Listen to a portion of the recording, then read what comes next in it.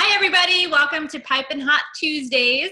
I am here with author, reporter, anchor, and movie star, Suzanne Hobbs. Hello. Hi, Suzanne. How are you? I'm doing great. How are you? Good. I'm so glad to have you back. This is actually take two of this interview because some really amazing things happened since we first spoke.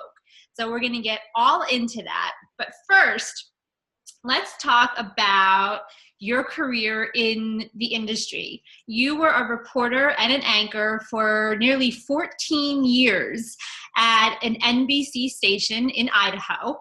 And tell me, Suzanne, how did you become a reporter? Okay. It was, there are home videos of me using an ice cream scoop reporting on stories of our family, because way back in, I don't even know, the 80s or early 90s, I think early 80s, VHS home video cameras came out. So that was really fun. And we have hours and hours of video of me that I would probably never want anyone to ever see. Me pretending to be a news reporter and talking about family stories and doing sorts of things. And I remember watching the local news, KPVI, the NBC station that I eventually ended up working for, and being on that same set with some of those same people. But I just thought, they dress so pretty and they have great information and they're telling people things that are happening in our community. I want to be that. So it just became a goal of mine to be on TV, because I wanted to dress nice and tell people cool stuff that they needed to know. So when it was time to go to college, I was looking at the list of things you can go to school for, and honestly, I didn't know. And it was like, wow, I really can be a communications major. So I started signing up for all those classes, and I ended up in college becoming the student of the year when I graduated in that communications department. I got kind of some award because I had just excelled and done the very best in that field. So, and I got a great job as a news reporter 2 years before I graduated from my degree. Wow. So it was amazing. They just needed a weekend reporter. And so I would go to school from 8 to 3, 8 to 4 every day for 2 years to get a degree in what I then would go at 4 o'clock at night. I was on the news at 5, 6, and 10 nearly every night, reporting on stories in my community, but I was going to school to get the degree. So by the time I graduated, I already had 2 years experience in full-time news. Nice. We won't tell. Then as soon as I graduated, there was an opening and they hired me as their main anchor. So that's amazing. At age 23, I was the main anchor for a TV station in Idaho. And Idaho's, there's more people there, promise, than just cows. So it was fun, really fun. That's amazing. And I know that you've covered some really interesting stories. We're going to get more into that later. But one of the stories that you did cover was about a baby who was left in a dumpster. Can you tell us just a little bit about that? And then we're going to get more into that later on. Sure. Yeah. You build those relationships. That is so important. That's what I want to share with everyone right here is no matter what you're trying to do, it is all about those relationships. So as a news reporter, I had fantastic relationships with people in law enforcement and many other areas. And if you don't have those relationships, you're not going to get what you need, right? Mm-hmm. And it goes both ways. They have to be able to trust you. So I got a tip from a cop that said a dead baby's body was found in a dumpster in Idaho Falls, Idaho, and you need to rush over there. So my photographer and I ran over there, and seeing that story and covering that story ended up to be something life-changing for me. So yeah, we'll talk about that. But that was one of the most significant stories I have ever covered in my life, and it continues to impact me to this day. Yes. How's that for a tease? That's a great little tease. We like to be teased. Okay. But relationship building, that is something so important in the world of public relations. When clients come to me, we have to have a Rolodex, and it takes years and years and years to establish that. So I'm really glad that you brought up that point.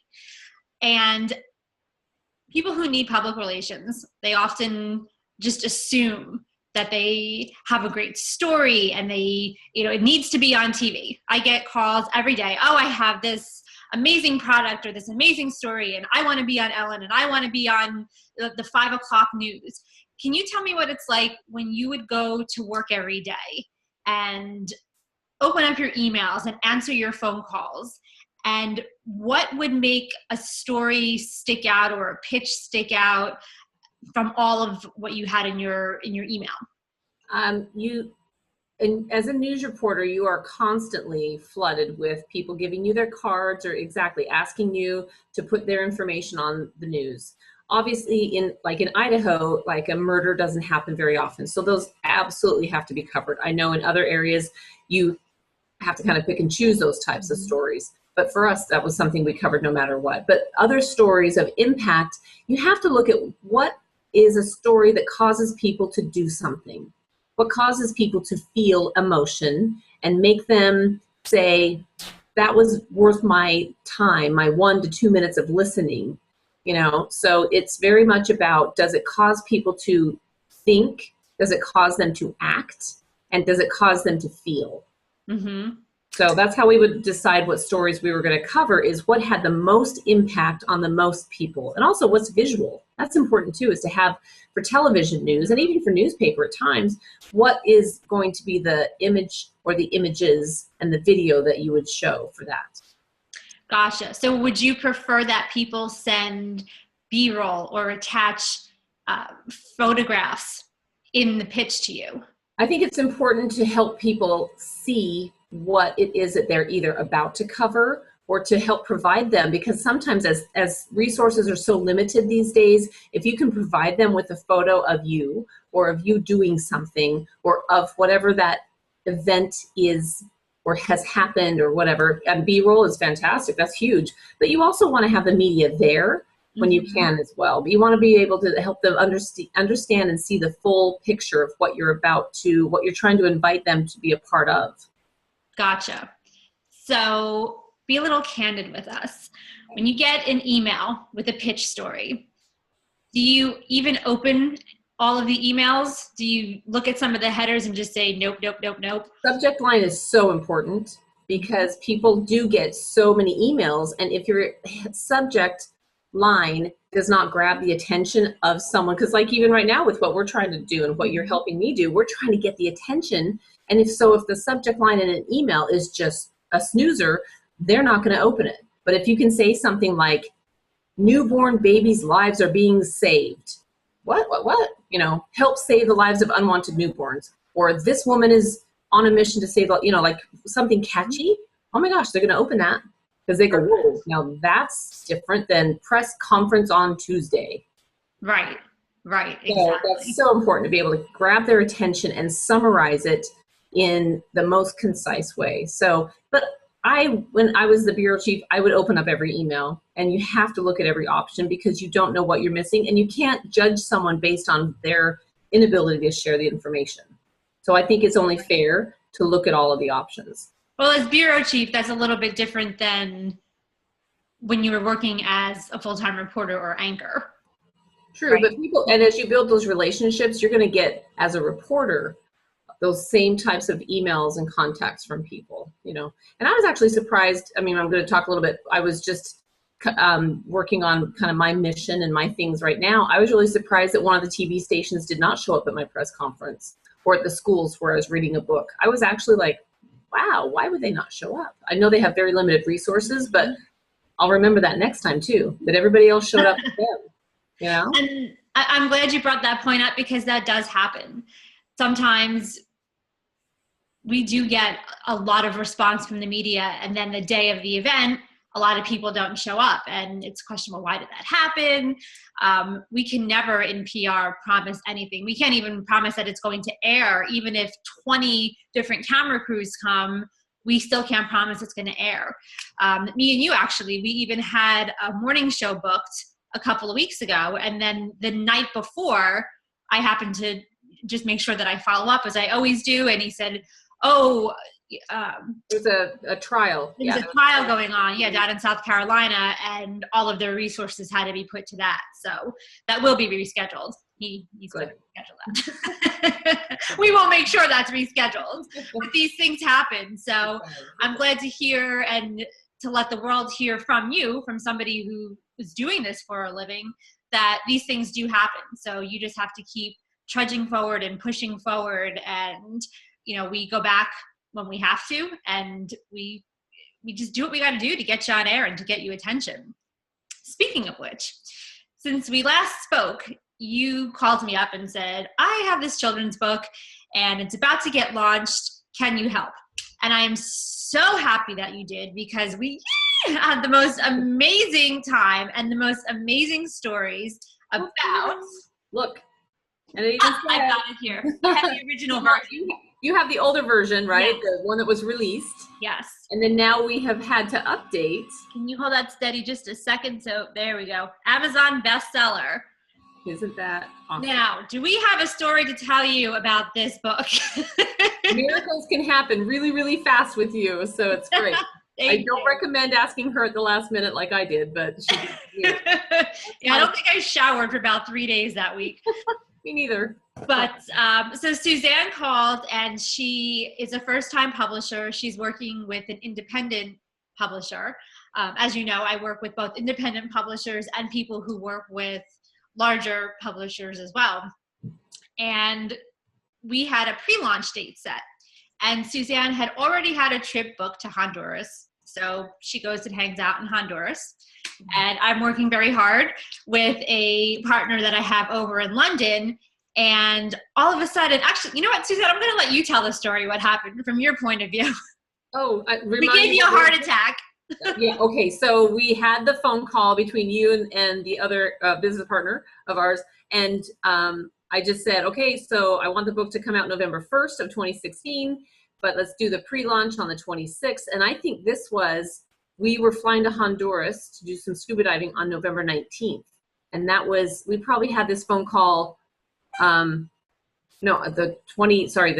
18th or so of October, so I was going to be during the launch in a third world country with limited resources and phone and everything. So it was within probably 3 weeks, right? Wasn't it like about 3 weeks before we were doing the launch of the book?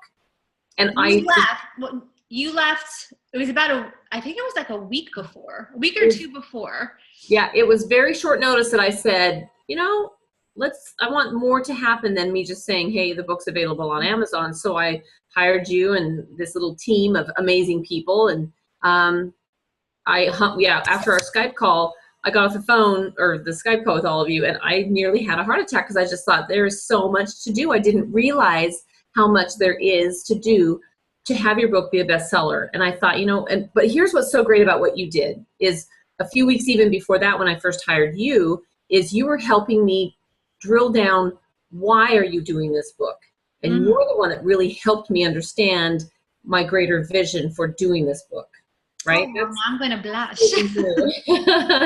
Is, that we're connecting this, even though I mentioned the safe haven law in the book, you helped me figure out exactly how we are promoting the book through helping save the lives of unwanted newborns. And that the proceeds from the book that go to the author are going to go to the National Safe Haven Alliance and to promote the book in the right way. Because I always wanted the money to go to that, but you helped me figure that out. So I applaud you for helping me get very focused and very clear on how I sell this book. And I know that that's why it became a bestseller, was because we're promoting this not just as a cute, amazing, very different, surprise ending children's book.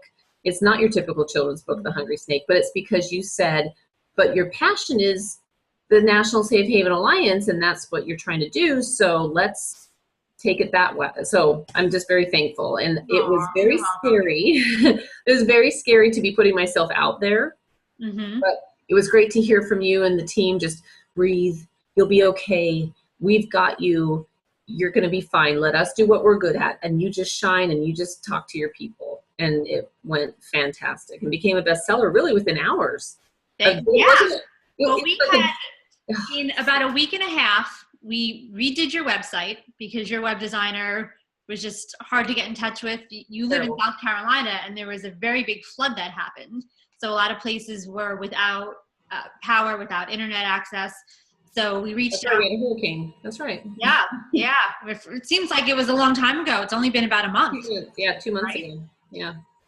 So we redid the website. We launched all your social media. We put together a huge plan for a pre-launch party. Day-to-day plan, which was so great to know every day what time I'm supposed to do everything. It was amazing. Aww. So we had this whole pre-launch party planned, right? Yeah. Everybody's waiting. It's going to be 2 days from now. And Suzanne, what happened? So I went scuba diving, right? And it was the pre-launch was going to be, was the 26th of October? Yes. 27th. I think it was the 26th or 27th, but I believe it was the 25th. I got back from scuba diving and you guys had been videoing and blowing up my phone saying, where are you? Where are you? We have some news to tell you. And so I think we did a live call or something, or you guys sent me a message and said, you're already an Amazon bestseller. And I still have the video of me going, wait, what? What? How is that possible? It hasn't even, what am I supposed to do now? So I became an Amazon #1 hot new release so fast, and it's because we had a plan. And it's because we had people like you who knew what you were doing, to the right words to say, the right images, the best everything. And I have a great following, and that's so important. It is so powerful to use Facebook in the right way and to build that suspense. It was just, it worked out amazing. So it was really a blast. amazing. And I thank you for your kind words, but I have to give all of the credit back to you because you followed the plan and you kept up with your following and you were nonstop in what you did. And this is actually the first time that I ever had that happen. I've had a lot of Amazon bestsellers that happened the day of or within the first 48 hours. You're the first one that I've had that was before the pre-launch. Yeah. So then we had to go back and say, oh shit. Yeah. Now we have to replan. That's when we go into what we call crisis management mode in PR. We now have to go back and redo everything that we had planned for the next 2 days. Yeah. And reassess it all because now you're already a bestseller. So we had to go back to graphics and put the bestseller logo back on your website and on the book. And it was just a great time. It worked out. It was I mean, so it could not have been better. And I'm so glad. Here's one thing too that people need to understand. It is a financial investment, but very doable. But you need, if this is your goal, and it's so neat to be able to say Amazon bestseller Suzanne Hobbs, right? #1 hot new release author, but and to be able to, and now I have other people already asking me to help partner with them on other books. I don't even know if I've told you that. Maybe I did when I was on my book tour out west. But so if that is your goal, or even just to help, whatever it is your goal, yeah, it's going to cost a little bit of money. Nothing is free, but you do need to pay for what you get, and it was well worth it. So I just have to throw that in there. Thank you for bringing that up. Nobody ever wants to talk about that point, but thank you. Have to. I mean, you pay for what you get, right? Right. Now it's true. I feel like what I pay for and have paid for throughout this process has been crazy reasonable, because for the rest of my life, I can now say that I am a best-selling children's author. And I'm not done. I'm going to keep doing this. I'm working on book #2 and 3 over Christmas break. So great things. I'm so excited. And then we have a whole plan already for 2017. And even we're going to start thinking about 2018. So you got to be. Can't stop. This woman never stops. I'm telling you. Suzanne, tell me where the story of the hungry snake came from. All right. So my daughter is, I don't know if I have a picture of her anywhere. Oh yeah, hold on. She's so cute. I have to show her. This is my little daughter, Lily, and she is now so beautiful. years old. Isn't she so cute? Mm-hmm. She's gorgeous. So would you believe she's adopted, right? Even though we kind of look a lot alike. But Lily is a safe haven baby. That means she was left at the hospital by her birth mom. And I was able to adopt her, and that's related to that story, the baby in the dumpster. But Lily's very creative, and so am I. And one night at bedtime, I just made up a story because she's like, tell me a story. And I didn't want to read the same books that we have. So I just said, all right, well, once upon a time, there was a snake, and he was hungry. He didn't know what to eat, so he was slithering through the grass. And so word for word, what's in the book, The Hungry Snake, is what I told her that night. And over the last 10 years, since she was 2 or 3, she's now 13, but for about 10 years, I would tell that story to her over and over again. It's a favorite of hers. When I would share that with other school children at like Christmas parties or Valentine's parties, I would, help kill time. So I would tell that. I would get phone calls or messages from moms saying, what was that story? My kid says you told some story about a snake. I need to know what it is because they keep talking about it. And I would share that story with people. And I finally said, you know what? It has meant so much to me. And I'm hearing enough of people over the years that they like this story, that the kids like this story, that bucket list kind of thing. I'm going to make it into a book. And then I realized I love the National Safe Haven Alliance and I love the Safe Haven law because that helped me adopt my daughter who was left at the hospital by her birth mom. So I decided I'm going to make this into a book, and I found a publisher, and then thanks to you all, helped it become a bestseller. Can you tell us more now? Now we're going to get into the deep stuff. Okay. Tell me about the Safe Haven law and your role in Idaho and across the country at this point. Okay. So when I covered that story of the baby found dead in that dumpster in Idaho Falls, Idaho, it was October of 2000. Mm-hmm. And I was married at the time, and we could not have children. My body physically could not conceive children. And we knew that the only option to have children was to adopt. And we were right at the verge of, at that moment when we covered that story, the baby in the dumpster, my husband and I were talking about, can we love a child that is an adopted child? And my family adopted 2 children before I was born. So I have a brother and sister who were adopted. So I believe in love and adoption. Mm-hmm. My husband, it took him a little bit more to kind of understand that could he love some child that was not his? And he realized that he absolutely could. But so I helped get that law passed in Idaho because I realized that young girl did not have an option that she felt comfortable with in telling her family that she was pregnant. So she had the baby in the bathroom of her house and hid her pregnancy. And so we want to make sure that there is a law, and it's now in all 50 states, that if you don't want your newborn baby, you can surrender that baby, hand it off to a person at any hospital in the United States, to someone that works there, to a responsible adult. There are also listed other safe haven locations, and it varies by state how many days from birth, but also other locations besides hospitals. But it's available for any mom, and we don't want any babies left in bathrooms, at stores, right? We don't want any babies left in dumpsters. It does not need to happen. So I was able to help get that law passed in Idaho in April of 2001. The law was signed. Mm-hmm. So it's been about 15 years now. And so 26 newborns have been saved by that law. Amazing. I also helped pass the law and helped nudge some things in Hawaii, and in other states they have used me as a resource, just asking questions. And I've also talked to people in other countries. After I was on Oprah Winfrey about 10 years ago, and that's on my website. If you want to see the Oprah Winfrey clip, go to thehungrysnake.com and you can see a little 4-minute clip of me on Oprah, which was a great honor. But I have helped get that law promoted in as many ways as I can. And I'm on a big mission to just make sure that through the proceeds from the sale of the Hungry Snake book, that we can do some radio and television public service announcement campaigns in all 50 states to make sure that no mother feels so desperate as to throw her newborn baby away, but to use the Safe Haven law. No shame, no blame, no name. Yeah. And unfortunately, we still see that on the news all the time, that there's a baby that's found. So this is something I'm really glad that you are taking this campaign nationally. Yeah, I would love to talk about that. Suzanne actually just went back to her home state of Idaho this week, and she met with so many different people. She met with schools. She did readings at elementary schools, an entire school assembly. She was on radio stations, TV stations, did a big press conference at the firehouse. This woman didn't sleep for like 3 days. Not.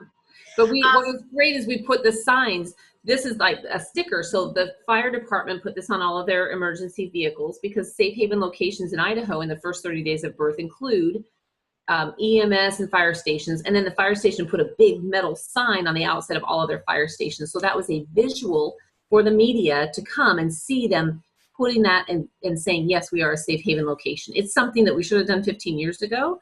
Right. But you know what? Sometimes it's never too late to do what's been nudging you. And that's what's important is hiring someone from a publicity team who will help you accomplish what has been bothering you to do. You know, it's really bothered me that I knew I needed to do more with the Safe Haven Alliance.